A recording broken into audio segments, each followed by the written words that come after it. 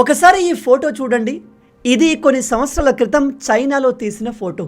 దీన్ని మీరు కరెక్ట్గా గమనిస్తే ఇందులో పిల్లల చేతులకు సెలైన్ బాటిల్స్ ఎక్కించారు. హాస్పిటల్లో సెలైన్ ఎక్కించడం కామనే కదా బ్రో అని మీకు అనిపిస్తుండొచ్చు. కానీ షాకింగ్ విషయం ఏమిటంటే ఇది హాస్పిటల్ కాదు. వీళ్ళంతా చైనాలో ఒక కాంపిటేటివ్ ఎగ్జామ్కి ప్రిపేర్ అవుతున్న స్టూడెంట్స్. ఎస్, మీరు విన్నది నిజమే.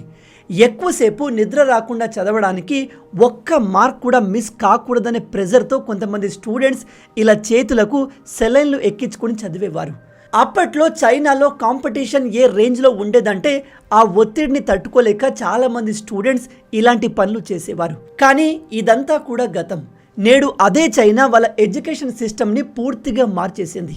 ఒకప్పుడు మార్కుల కోసం పిల్లల్ని పరుగులు పెట్టించిన దేశం ఇప్పుడు స్టూడెంట్స్పై ఎలాంటి ప్రెజర్ అండ్ కాంపిటేటివ్నెస్ లేకుండా వాళ్ళ mental health and creativity, real learning పైన ఫోకస్ చేస్తుంది. ఈ చేంజ్ కారణంగానే నేడు చైనా వరల్డ్లోనే వన్ ఆఫ్ ది బిగ్గెస్ట్ ఎకానమీగా ఎదిగింది. ఇక మన దేశం విషయానికి వస్తే పరిస్థితి ఇంకా మారలేదని చెప్పాలి. చాలామంది పేరెంట్స్లో ఇప్పటికీ మార్కులే అసలైన సక్సెస్ అనే ఆలోచన బలంగా ఉంది. పక్కింటి పిల్లాడికి ఎన్ని మార్క్స్ వచ్చాయి, నువ్వెందుకు ఫస్ట్ రాలేదు అంటూ తెలియకుండానే పిల్లలపైన ఒత్తిడి పెడుతున్నారు. దీంతో సరదాగా హ్యాపీగా సాగాల్సిన ఎడ్యుకేషన్ కాస్త ఎండ్లెస్ కాంపిటీషన్గా మారుతుంది. ఈ కాంపిటీషన్ ఎంత ప్రమాదకరంగా మారిందో చెప్పడానికి బెస్ట్ ఎగ్జాంపుల్ కోటా. రాజస్థాన్లోని ఈ కోట దేశంలోని అతిపెద్ద కోచింగ్ హబ్స్లో ఒకటి. 2023లో అక్కడ దాదాపు 26 మంది విద్యార్థులు ఆత్మహత్య చేసుకున్నారు. అందులో చాలామంది జేఈఈ, నీట్ వంటి కాంపిటేటివ్ ఎగ్జామ్లకు సిద్ధమవుతున్న విద్యార్థులే ఉన్నారు. రీజన్ ఏంటో తెలుసా? ఆ స్టూడెంట్ జస్ట్ ఒక కాంపిటేటివ్ ఎగ్జామ్ని క్లియర్ చేయలేకపోయారు. ఒక్క ఎగ్జామ్ క్లియర్ చేయలేకపోవడం వల్ల దాదాపు 26 మంది స్టూడెంట్స్ తమ ప్రాణాలు తీసుకున్నారు. అంటే అసలు సమస్య పిల్లల్లో కాదు, వారిపై పెరుగుతున్న ఒత్తిడిలో ఉంది. అయితే ఇక్కడ అసలు ప్రశ్న ఏమిటంటే, ఒకప్పుడు హెవీ కాంపిటీషన్తో పిల్లల్ని ఇబ్బంది పెట్టిన చైనా తమ ఎడ్యుకేషన్ సిస్టమ్ని ఏ విధంగా మార్చుకోగలిగింది? మన భారత్ అలా ఎందుకు చేయలేకపోతుంది? స్టూడెంట్స్ ప్రాణాలు పోవడానికి కేవలం ఎడ్యుకేషన్ సిస్టమ్ మాత్రమే కారణమా? లేదా తల్లిదండ్రులు, సొసైటీ, మార్కుల కోసం మనం సృష్టించిన ఒత్తిడి కూడా అంతే రెస్పాన్సిబులా? అసలు చైనా ఎడ్యుకేషన్ సిస్టంతో పోలిస్తే ఇండియన్ ఎడ్యుకేషన్ సిస్టంలో ఉన్న ప్రధానమైన లోపాలేంటి? ఒకప్పుడు ప్రపంచానికి గురుకుల విద్యను పరిచయం చేసిన మన భారత్ నేడు ఎందుకు పరీక్షలు, మార్క్స్, ర్యాంకుల చుట్టూ తిరుగుతోంది? ఈ ప్రశ్నలన్నింటికీ సమాధానం మనం ఈ వీడియోలో డీటెయిల్గా తెలుసుకుందాం. కానీ అంతకన్నా ముందు మీలో ఎవరైనా ఇప్పటి వరకు మన ఛానల్ని సబ్స్క్రైబ్ చేసి ఉండకపోతే ఇలాంటి అమేజింగ్ వీడియోస్ మన ఛానల్లో ప్రతిరోజు వస్తుంటాయి. వాటిని మీరు మిస్ కాకూడదు అనుకుంటే వెంటనే సబ్స్క్రైబ్ చేసుకోండి. ఇక ఏమాత్రం ఆలస్యం చేయకుండా టాపిక్లోకి వెళ్దాం.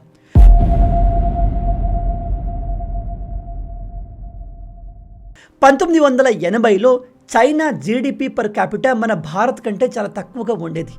ఆ సమయంలో చైనా ఇప్పటిలాగా స్ట్రాంగ్ ఎకానమీ కాదు. అండ్ షాకింగ్లీ మన ఇండియన్ ఎడ్యుకేషన్ సిస్టమ్ చైనా కంటే బెటర్గా ఉండేది. కానీ జస్ట్ 45 సంవత్సరాల్లో మొత్తం మారిపోయింది. 2025లో చూసుకుంటే ఎడ్యుకేషన్ పరంగా చైనా ప్రపంచంలోని అనేక దేశాలని వెనక్కి నెట్టేసింది. కేవలం ఎడ్యుకేషన్ పరంగా మాత్రమే కాదు, ఎకానమీ పరంగా చైనా ఒక సూపర్ పవర్గా ఎదిగింది. ఎడ్యుకేషన్, సైన్స్, టెక్నాలజీ, ఇన్నోవేషన్ వంటి రంగాల్లో కూడా ప్రపంచ దృష్టిని ఆకర్షించింది. ఇప్పుడు మీలో కొంతమంది ప్రజెంట్ మనం చూస్తున్న చైనా అభివృద్ధి ఎడ్యుకేషన్ వల్ల కాదు, ఇండస్ట్రియలైజేషన్, ఎకనామిక్ రీఫార్మ్ వల్ల సాధ్యమైంది అంటారు. అది కూడా నిజమే. కానీ ఈ ఇండస్ట్రీలో పనిచేసే స్కిల్డ్ ఇంజనీర్లు, సైంటిస్టులు, రీసెర్చర్లు, ఆంట్రప్రెన్యూర్స్ ఎక్కడి నుంచి వచ్చారు? దానికి సమాధానం ఒక బలమైన ఎడ్యుకేషన్ సిస్టమ్. చైనా డెవలప్మెంట్కి ఎడ్యుకేషన్ ఒక్కటే కారణం కాదు, కానీ ఆ డెవలప్మెంట్కి పునాది వేసిన ముఖ్యమైన కారణాల్లో ఎడ్యుకేషన్ ఉంటుంది. అసలు చైనా ఎడ్యుకేషన్ సిస్టమ్కి మన ఇండియన్ ఎడ్యుకేషన్ సిస్టమ్కి మధ్య ఉన్న డిఫరెన్స్ ఏంటి అనేది 5 పార్ట్స్గా 1 by 1 తెలుసుకుందాం. Number 1, ceiling versus floor. మీరు ఒక రూమ్ని తీసుకుంటే ఆ రూమ్కి మేజర్గా 2 పార్ట్స్ ఉంటాయి. ఒకటి సీలింగ్, రెండవది ఫ్లోర్.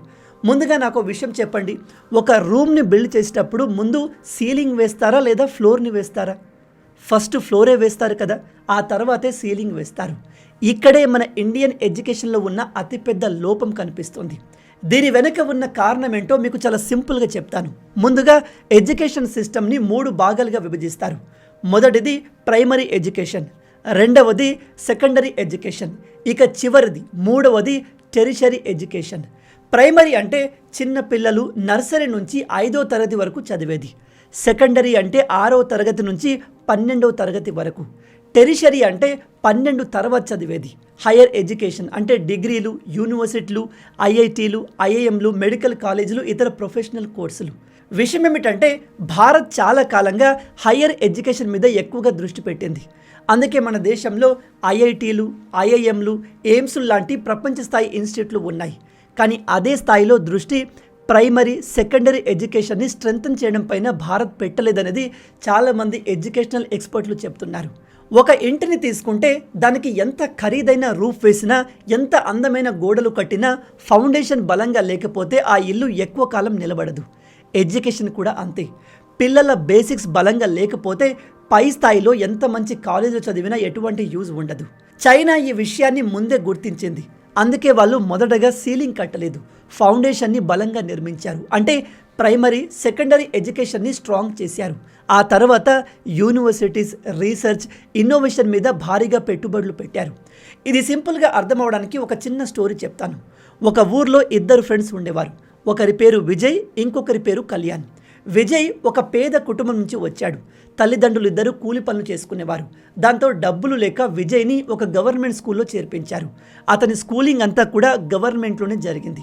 అదే కళ్యాణ్ విషయానికి వస్తే అతనిది ఒక రిచ్ ఫ్యామిలీ. దాంతో అతని తల్లిదండ్రులు మంచి ప్రైవేట్ స్కూల్లో జాయిన్ చేశారు. అక్కడ అతనికి బెస్ట్ ఎడ్యుకేషన్ అందింది. ఇక్కడ నా ప్రశ్న ఏమిటంటే వీళ్ళిద్దరిలో ఐఐటి క్రాక్ చేసే ఛాన్సెస్ ఎవరికి ఎక్కువగా ఉన్నాయి? ఆబ్వియస్లీ కళ్యాణ్కి. ఎందుకంటే అతనికి మొదట్లోనే ది బెస్ట్ ఎడ్యుకేషన్ అందింది. అదే విజయ్ మాత్రం గవర్నమెంట్ స్కూల్లో చదువుకున్నాడు. అండ్ గవర్నమెంట్ స్కూల్స్ మన దగ్గర ఎలా ఉంటాయో నేను మీకు ప్రత్యేకంగా చెప్పాల్సిన అవసరం లేదు. ఇదే డిఫరెన్స్ మన ఇండియన్ ఎడ్యుకేషన్ సిస్టంలో కనిపిస్తుంది. మన గవర్నమెంట్ ఎప్పుడూ టెరిషరీ ఎడ్యుకేషన్ ఇంప్రూవ్ చేయడానికి ప్రయత్నించింది, కానీ ఫస్ట్ నుంచి 10th క్లాస్ వరకు జరిగే ప్రైమరీ అండ్ సెకండరీ ఎడ్యుకేషన్ని ఇగ్నోర్ చేశారు. అందుకే చాలామంది పిల్లలు చిన్నప్పటి బేసిక్ కాన్సెప్ట్స్లోనే వెనుకబడిపోతున్నారు. అదే చైనా మాత్రం మొదటి నుంచే ఈ ఫౌండేషన్ మీద ఫోకస్ చేసింది. 1986లో కంపల్సరీ ఎడ్యుకేషన్ లా తీసుకొచ్చింది. ఆ లా ప్రకారం ప్రతి బేబీ కనీసం 9 సంవత్సరాల వరకు తప్పకుండా స్కూల్లో జాయిన్ అవ్వాలి, చదువుకోవాలి. అంతేకాదు ఆ విద్య కంప్లీట్గా ఉచితంగా ఉండేలా ప్రభుత్వం బాధ్యత తీసుకుంది. అంటే తల్లిదండ్రులు ₹1 కూడా పే చేయాల్సిన అవసరం లేదు. ఇది నిజంగా అమేజింగ్ కదూ. అండ్ చైనా తీసుకున్న ఈ నిర్ణయం అక్కడి ఎడ్యుకేషన్ సిస్టమ్ని పూర్తిగా మార్చేసింది. ఇక మన దేశంలో పరిస్థితి ఎలా ఉందంటే ఇప్పటికీ మన వాళ్ళు మార్కులు, ర్యాంకులు, ఎంట్రన్స్ ఎగ్జామ్కే ఎక్కువగా ఇంపార్టెన్స్ ఇస్తున్నారు. కానీ పిల్లల్లో ఉండే skills, creativity, problem solving skills, communication లాంటి కెరియర్కి అవసరమైన స్కిల్స్ పైన అంతగా ఫోకస్ చేయట్లేదు. ఇక number 2, curriculum and class room. ఒక దేశంలో ఎడ్యుకేషన్ సిస్టమ్ ఎంత బలంగా ఉందో తెలుసుకోవాలంటే ముందుగా అక్కడి కరికులం ఎలా ఉందో చూడాలి. పిల్లలకు ఏం నేర్పిస్తున్నారు, ఎలా నేర్పిస్తున్నారనే విషయం చూస్తే చాలు రియాలిటీ తెలిసిపోతుంది. చైనా విషయానికి వస్తే చైనాలో కరికులం ఫిక్స్డ్గా ఉంటుంది. అక్కడ నేషనల్ కరికులం స్టాండర్డ్స్ ఉంటాయి. అంటే దేశమంతటా ఒకే డైరెక్షన్లో వెళ్ళేలాగా ప్రభుత్వం ఒక కామన్ ఫ్రేమ్వర్క్ను రూపొందించింది.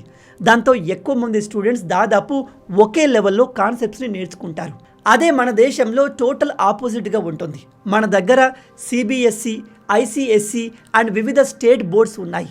ప్రతి బోర్డుకి సిలబస్, టీచింగ్ మెథడ్, పరీక్షల విధానం డిఫరెంట్గా ఉంటుంది. దీనివల్ల ఒకే వయసులో ఉన్న 2 విద్యార్థులు వేరువేరు బోర్డులో చదువుతుంటే వారి లెర్నింగ్ ఎక్స్పీరియన్స్ కూడా వేరువేరుగా ఉండే అవకాశం ఉంటుంది. కానీ చైనా ఈ విషయంలో ఒకే డైరెక్షన్లో ముందుకు వెళ్ళే విధానాన్ని ఎంచుకుంది. అంతేకాదు కాలానికి అనుగుణంగా తమ కరికులంలో మార్పులు చేస్తూ coding, artificial intelligence, practical learning, sports, arts, skill based education వంటి అంశాలకు ఎక్కువగా ఇంపార్టెన్స్ ఇవ్వడం స్టార్ట్ చేసింది.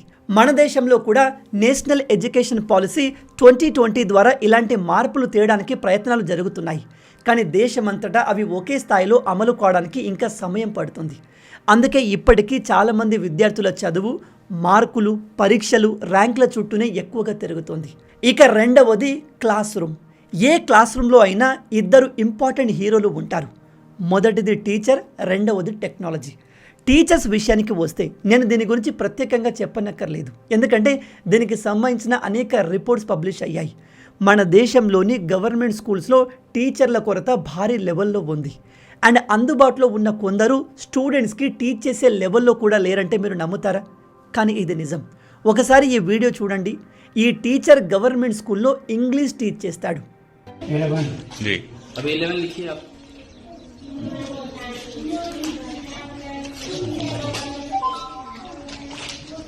स्पेलिंग पढ़ते जाइएगा सर, एक बार दोहरा दीजिएगा स्पेलिंग को, बच्चों से बोलकर स्पेलिंग एक बार बताइएगा सर. AVENE. చూశారు కదా, ఇతనికి ఇంగ్లీష్ పలకడం కూడా రాదు, రాయడం కూడా రాదు. కానీ ఇతను ఒక ఇంగ్లీష్ టీచర్. ఇంగ్లీష్ టీచర్కే రానప్పుడు ఇతను స్టూడెంట్స్కి ఏం నేర్పిస్తారు చెప్పండి? అదే చైనాలో టీచర్స్ వెల్ క్వాలిఫైడ్ ఉంటారు అండ్ స్టూడెంట్స్కి కూడా అదే లెవెల్లో నాలెడ్జ్ని అందిస్తారు. టెక్నాలజీ విషయంలో కూడా చైనా గురించి ప్రత్యేకంగా చెప్పాల్సిన అవసరం లేదు. ఎందుకంటే అక్కడి స్కూల్స్లో టెక్నాలజీ కేవలం అడిషనల్ ఫెసిలిటీలా కాదు, టీచింగ్లో భాగంగా మార్చేశారు. అన్ని స్కూల్స్లో డిజిటల్ బోర్డ్ కంపల్సరీగా ఉంటుంది. అదే మన దేశంలోని ఇంకా చాలా స్కూల్స్లో basic computer lab, internet, digital board వంటి బేసిక్ ఫెసిలిటీస్ కూడా లేవు. ప్రజెంట్ మనం 2026లో ఉన్నాము. ఇప్పటి స్టూడెంట్స్కి ల్యాప్టాప్, కంప్యూటర్ పైన పూర్తి అవగాహన ఉండాలి. కానీ చాలా వరకు గవర్నమెంట్ స్కూల్ స్టూడెంట్స్కి ల్యాప్టాప్ని ఎలా యూజ్ చేయాలో కూడా తెలియదు. నెంబర్ 3, చుట్టూ ఉన్న 10 మంది మా గురించి ఏమనుకుంటారు? ఇప్పటి వరకు మనం ఎడ్యుకేషన్ సిస్టమ్ గురించి, గవర్నమెంట్ ఫెయిల్యూర్ గురించి మాట్లాడుకున్నాం. కానీ మోస్ట్ ఇంపార్టెంట్ ఫెయిల్యూర్ గురించి మాట్లాడడం మర్చిపోయాం. అదే ఇండియన్ పేరెంట్స్. ఎందుకంటే మన దేశంలోని చాలామంది తల్లిదండ్రులు తమ పిల్లలు జీవితంలో పెద్ద స్థాయికి వెళ్ళాలి, మంచి ఉద్యోగం సంపాదించాలి, సమాజంలో గౌరవం పొందాలి అని కోరుకుంటారు. ఆ ఆలోచనలో ఎటువంటి తప్పు లేదు. కానీ కొన్నిసార్లు ఈ పేరెంట్స్ యొక్క డ్రీమ్ పిల్లలకు తెలియకుండానే ఒక ఒత్తిడిగా మారుతుంది. ఫస్ట్ రావాలి, టాప్ కాలేజీలో సీట్ రావాలి, అందరికంటే నువ్వే బెస్ట్ కావాలి అనే ఎక్స్పెక్టేషన్ కొంతమంది పిల్లలపైన తీవ్రమైన మానసిక ఒత్తిడిని పెంచుతుంది. కొన్నిసార్లు ఆ ప్రెజర్ తట్టుకోలేక పిల్లలు తమ ప్రాణాలు కూడా తీసుకుంటున్నారు. ఇంట్రెస్టింగ్ విషయం ఏమిటంటే సరిగ్గా దీని గురించే ఒక ప్రత్యేకమైన స్టడీ కండక్ట్ చేశారు. అదేంటంటే ఒకసారి 16 వేరు దేశాల నుంచి పేరెంట్స్ని పిలిచి వాళ్ళకు జస్ట్ ఒక క్వశ్చన్ అడిగారు. అదేమిటంటే మీ పిల్లల భవిష్యత్తు కోసం ఏది ఇంపార్టెంట్? దీనికి 3 ఆప్షన్స్ ఇచ్చారు. నెంబర్ 1 మీ పిల్లల హ్యాపీనెస్, నెంబర్ 2 మీ పిల్లల హెల్త్, నెంబర్ 3 మీ పిల్లల సక్సెస్. ఇప్పుడు మీరు చెప్పండి, ఇందులో మన ఇండియన్ పేరెంట్స్ ఏది చూస్ చేసుకుని ఉంటారు? ఎస్, మీరు అనుకున్నట్టే 51% ఆఫ్ ఇండియన్ పేరెంట్స్ మాకు మా పిల్లల హ్యాపీనెస్ అండ్ హెల్త్ కంటే వాళ్ళ సక్సెసే ముఖ్యమని చెప్పారు. కానీ అదే క్వశ్చన్కి చైనా, జపాన్ అండ్ ఇతర దేశాల పేరెంట్స్ ఏమన్నారో తెలుసా? సక్సెస్ కంటే కూడా మాకు మా పిల్లల హ్యాపీనెస్, హెల్త్ ముఖ్యమని చెప్పారు. ఇది మన ఇండియన్ పేరెంట్స్ యొక్క మైండ్ సెట్. మన దేశంలో చాలామంది పేరెంట్స్ తమ పిల్లలు సాధించిన విజయాలను ఎంతో గర్వంగా, గొప్పగా అందరికీ చెప్పుకుంటారు. మా అబ్బాయి ఫస్ట్ ర్యాంక్ సాధించాడు, మా అమ్మాయికి ఐఐటీలో సీట్ వచ్చింది, మంచి ఉద్యోగం వచ్చింది అంటూ బంధువులకు, ఫ్రెండ్స్కి, కొలీగ్స్కి గొప్పగా చెప్పుకుంటారు. అందులో తప్పేమీ లేదు. కానీ ఒకసారి ఆలోచించండి, మన పిల్లల హ్యాపీనెస్ గురించి, వారి మెంటల్ హెల్త్ గురించి, ఓవరాల్ వెల్బీయింగ్ గురించి కూడా ఇదే ఉత్సాహంతో మనం మాట్లాడుతున్నామా? పిల్లల మార్క్స్, ర్యాంక్స్, అచీవ్మెంట్ గురించి మాత్రమే మాట్లాడి వారి ఫీలింగ్స్, స్ట్రెస్, ఎమోషన్ని పట్టించుకోకపోతే వాళ్ళు ఓడిపోయినప్పుడు, ఏదైనా సాధించినప్పుడు వారిని ప్రశ్నించే ముందు ఒకసారి మనల్ని మనం ప్రశ్నించుకోవాలి. ఈ వీడియో చూసే కొంతమంది పేరెంట్స్ అయినా తమ పిల్లల మార్క్స్తో పాటు వారి ఫీలింగ్స్, మెంటల్ హెల్త్, హ్యాపీనెస్లను కూడా అర్థం చేసుకునే ప్రయత్నం చేస్తారు అని ఆశిస్తున్నాను.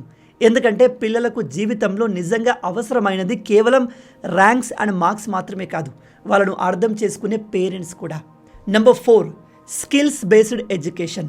ఈ విషయంలో కూడా చైనా మనకంటే చాలా ముందుంది. అక్కడ స్కూల్స్లో పిల్లలకు మ్యాథమెటిక్స్, ఫిజిక్స్, కెమిస్ట్రీ మాత్రమే కాదు, రియల్ లైఫ్ స్కిల్స్ కూడా నేర్పిస్తారు. చాలా స్కూల్స్లో ఇండస్ట్రీ ఎక్స్పర్ట్స్, ప్రొఫెషనల్స్ని ఆహ్వానించి వాళ్ళతో వర్క్షాప్స్, డెమాన్స్ట్రేషన్ నిర్వహిస్తారు. దీంతో ఒక జాబ్ ఎలా ఉంటుంది, ఒక ఇండస్ట్రీ ఎలా పనిచేస్తుందనే విషయాలపైన పిల్లలకు స్కూల్ దశలోనే స్పష్టమైన అవగాహన వస్తుంది. అంటే బుకిష్ నాలెడ్జ్ మాత్రమే కాదు, జీవితంలో నిజంగా ఉపయోగపడే ప్రాక్టికల్ స్కిల్స్ కూడా నేర్పిస్తున్నారు. కానీ మన దేశంలో మాత్రం ఇలాంటి విధానం ఇంకా పెద్దగా కనిపించట్లేదు.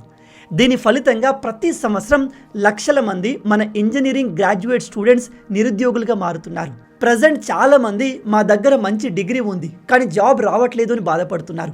మరోవైపు కంపెనీస్ ఏమంటున్నాయో తెలుసా? మాకు ఇంజనీర్స్ కావాలి, మేము హైర్ చేసుకోవడానికి సిద్ధంగా ఉన్నాము, కానీ మాకు అవసరమైన స్కిల్స్ చాలామందికి లేవు.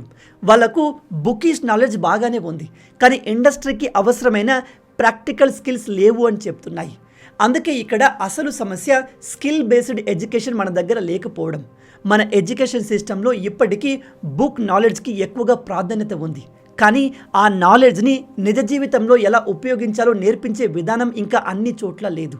నేను దీని గురించి రీసెర్చ్ చేస్తుంటే ఒక ఇంట్రెస్టింగ్ విషయం తెలిసింది. ప్రపంచంలోని విద్యార్థుల లెర్నింగ్ క్వాలిటీని అంచనా వేయడానికి PISA program for international student assessment అనే ఒక అంతర్జాతీయ టెస్ట్ నిర్వహిస్తారు. ఈ టెస్ట్ పిల్లలు పుస్తకాల్లో చదివింది ఎంత గుర్తుపెట్టుకున్నారో కాదు, ఆ నాలెడ్జ్ని నిజ జీవితంలో ఎలా ఉపయోగిస్తున్నారో టెస్ట్ చేస్తుంది. లాస్ట్ టైం మన దేశంలో ఈ టెస్ట్ 2009లో కండక్ట్ చేశారు. అందులో దాదాపు 74 దేశాలు పార్టిసిపేట్ చేశాయి. అందులో మన ఇండియా ర్యాంక్ ఎంతో తెలుసా? 72. 74 దేశాల్లో మన ర్యాంక్ 72. ఈ టెస్ట్ని లాస్ట్ టైం 2009లో కండక్ట్ చేశారు. తర్వాత దీన్ని ఇండియా నుంచి రిమూవ్ చేసేశారు. ఇది మన ఇండియా యొక్క reality. Number 5, the hidden talent of India. మన దేశంలో టాలెంట్కి కొదవ లేదు, ఇది మీ అందరికీ తెలుసు. కానీ టాలెంట్ని గుర్తించడానికి ఒక ప్రాపర్ స్ట్రక్చర్ అనేది లేదు. దీనికి బెస్ట్ ఎగ్జాంపుల్ మన ఇండియన్ ఇంజనీర్స్. మన దగ్గర పెద్ద పెద్ద యూనివర్సిటీస్, IITs, IIMsలో పాస్ అయిన స్టూడెంట్స్కి మన దేశంలో అంతగా వాల్యూ ఉండట్లేదు. కానీ ఇదే టాలెంటెడ్ స్టూడెంట్స్ విదేశాలకు వెళ్తే వేరే దేశాలు వాళ్ళకు రెడ్ కార్పెట్ పరిచి వెల్కమ్ చెప్తున్నాయి. అక్కడి పెద్ద పెద్ద కంపెనీలకు CEOలను చేస్తున్నాయి. దానికి బెస్ట్ ఎగ్జాంపుల్ సత్య నాదెల్ల గారు. ఈయన మన హైదరాబాద్కి చెందిన వ్యక్తి. ఇప్పుడు మైక్రోసాఫ్ట్కి CEO. సుందర్ పిచాయ్, ఇతను IIT పాస్డ్ అవుట్, ఇప్పుడు గూగుల్ CEO. అరవింద్ కృష్ణ, ఈయన కూడా IIT పాస్డ్ అవుట్, ఇప్పుడు IBMకి CEOగా ఉన్నారు. కేవలం వీళ్ళే కాదు, చాలామంది ఇండియన్స్ పెద్ద పెద్ద కంపెనీలకు CEOలుగా ఉన్నారు. దీన్ని బట్టి ఒక విషయం మాత్రం స్పష్టంగా అర్థమవుతుంది, మన దేశంలో టాలెంట్కి కొదవలేదు. కానీ ఆ టాలెంట్ ప్రతి విద్యార్థిలో రావాలి అంటే మన ఎడ్యుకేషన్ సిస్టమ్ని మార్చాల్సిన అవసరం ఖచ్చితంగా ఉంది. ఒకప్పుడు మన భారతదేశమే ప్రపంచానికి ఎడ్యుకేషన్ సిస్టమ్ని పరిచయం చేసింది. అదే మన ఇండియన్ గురుకుల్ సిస్టమ్. ఆ సిస్టంలో స్టూడెంట్కి ఎడ్యుకేషన్తో పాటు స్పోర్ట్స్ ఉండేవి, మెంటల్ హెల్త్ కోసం యోగా కూడా ఉండేది. ఇలా ఒక స్టూడెంట్కి ఆల్రౌండ్ డెవలప్మెంట్ ఉండేది. ప్రపంచానికి ఎడ్యుకేషన్ సిస్టమ్ ఇంట్రడ్యూస్ చేసిన మన దేశంలో ప్రజెంట్ పరిస్థితులు వరస్ట్గా మారాయి. ప్రజెంట్ స్కూల్స్, కాలేజీలో పిల్లలు చదువుతున్నారు కానీ వాళ్ళ ఫిజికల్ వెల్బీయింగ్ని అండ్ మెంటల్ వెల్బీయింగ్ గురించి ఎవ్వరూ పట్టించుకోవడం లేదు. ఈ వీడియోని parents, teachers, students or policy makers ఎవరైనా చూస్తుంటే ఒకసారి ఈ విషయం గురించి సీరియస్గా ఆలోచించండి. ఈ వీడియోని మీకు తెలిసిన అందరితో షేర్ చేసి మన ఎడ్యుకేషన్ సిస్టమ్ గురించి ప్రజల్లో అవేర్నెస్ తీసుకురావడానికి మీ వంతు సహాయం చేయండి. నేను ఈ వీడియో చేయడానికి ప్రధానమైన కారణం ఒక్కటే, కనీసం ఇకనైనా మన ఎడ్యుకేషన్ సిస్టంలో మార్పు రావాలి. మన పిల్లలు కేవలం మార్క్స్ కోసం కాకుండా జీవితంలో సక్సెస్ఫుల్ అయ్యే స్కిల్స్ కూడా నేర్చుకునే వ్యవస్థ ఏర్పడాలి. ఆ ప్రయత్నంలో మీరు కూడా భాగస్వాములు అవ్వండి. ఈ వీడియోని షేర్ చేసి మీ సపోర్ట్ని ఇవ్వండి. చివరగా మన ఎడ్యుకేషన్ సిస్టమ్ని ఇంకా బెటర్ చేయడానికి ప్రభుత్వం ఎటువంటి రీఫార్మ్స్ని తీసుకురావాలి అని మీరు భావిస్తున్నారు? మీ ఆలోచనల్ని కింద కామెంట్లో తప్పకుండా చెప్పండి. మీ ఒక్క ఐడియా రేపటి మార్పుకు నాంది పలకవచ్చు. మొత్తంగా ఇవి ఈ వీడియోకి సంబంధించిన పూర్తి విషయాలు. ఈ వీడియో మీకు నచ్చింది అనుకుంటున్నాను. మన తెలుగు యువతను ఎంత వీలైతే అంత దేశభక్తులుగా మార్చాలి అనే మిషన్తో పనిచేస్తున్నాము. మన ఛానల్ని సబ్స్క్రైబ్ చేసుకుని ఆ మిషన్లో మీరు భాగమవ్వండి. రాబోయే వీడియోలో ఇంకో ఇంట్రెస్టింగ్ టాపిక్తో మళ్ళీ కలుద్దాం. అంటిల్ దెన్, జై హింద్, జై భారత్, భారత్ మాతాకి జై.